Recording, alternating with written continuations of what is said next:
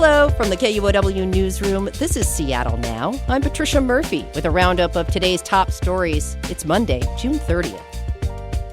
Washington Senator Patty Murray is calling Republican efforts to pass their massive spending and tax bill un-American and wrong.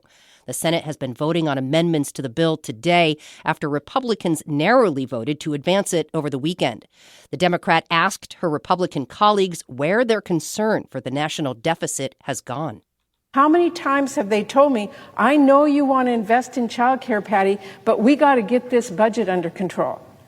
But now that it's tax cuts for billionaires and corporations, suddenly the budget doesn't matter anymore. Suddenly the rules do not matter anymore. Suddenly a couple trillion goes away with a sprinkle of fairy dust. The Congressional Budget Office estimates the bill will add more than $3.3 trillion to the deficit over the next decade.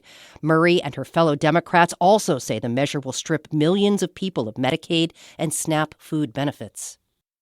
Cherry growers in Washington continue to struggle with a shortage of pickers. They say fear and rumors of ice raids are causing a labor shortage that's reaching a crisis point for some. Monica Nicholsberg reports. Rosa Hernandez is picking cherries at an orchard in Wenatchee.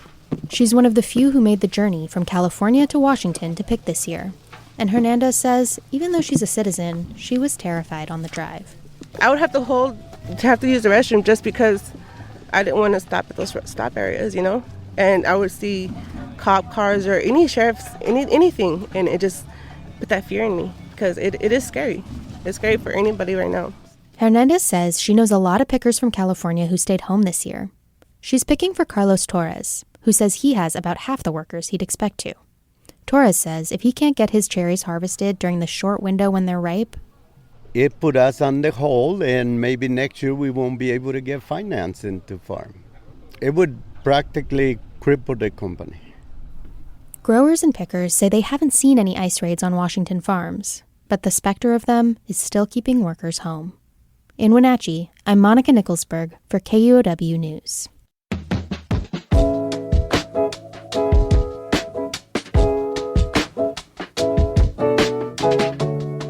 30,000 unionized grocery workers around the state have approved a new contract deal with Kroger and Albertsons. The United Food and Commercial Workers Union calls this a breakthrough contract that will result in workers getting the highest ever average wage increase over the next 2 years. Workers were also able to secure a fully funded health care package and better staffing levels. It's going to cost more for fishing and hunting in Washington state. Starting Tuesday, the price of license fees will go up 38%, the first such increase since 2011. Brandon Bean is budget officer with the State Department of Fish and Wildlife. He says while the fees will create revenue, it doesn't mean more money for the agency. It will replace funds it normally receives from the state general fund. Without this fee bill, the department faced further reductions that we were largely able to mitigate against with this particular increase in there. Bean estimates the fee will generate $16 million over the next 2 years, but even with that revenue, programs are facing cuts in response to a statewide budget deficit. In addition, the cost of the Discover Pass, which allows access to state parks, will be $45 starting in October. That's up from $30. Elections officials in Pierce County are launching a campaign to help young voters avoid problems with the signatures on their ballots. KNKX Murrow News fellow Nate Sanford has more. If your signature doesn't match the one on file in Washington state, your vote won't get counted. Voter registration in Washington is automatic. So for many of the youngest voters, their signatures are what was entered into the system when they got their driver's license at 16. But 2 years later, when they actually turn 18 and are able to vote, their signatures have changed. Because kids these days don't need to sign anything. Linda Farmer is the Pierce County auditor. In last year's presidential election, she says about 2,000 ballots tallied by her office were challenged for signature issues. Half were from people 18 to 26. Farmer's office wants young people to update their signatures. She says it only takes a couple minutes on your phone. The auditor's office is sending postcards with instructions. It's actually 2 postcards because we have one in Gen Z slang and then we have a standard postcard. The standard postcard says, "Dear voter, update your signature."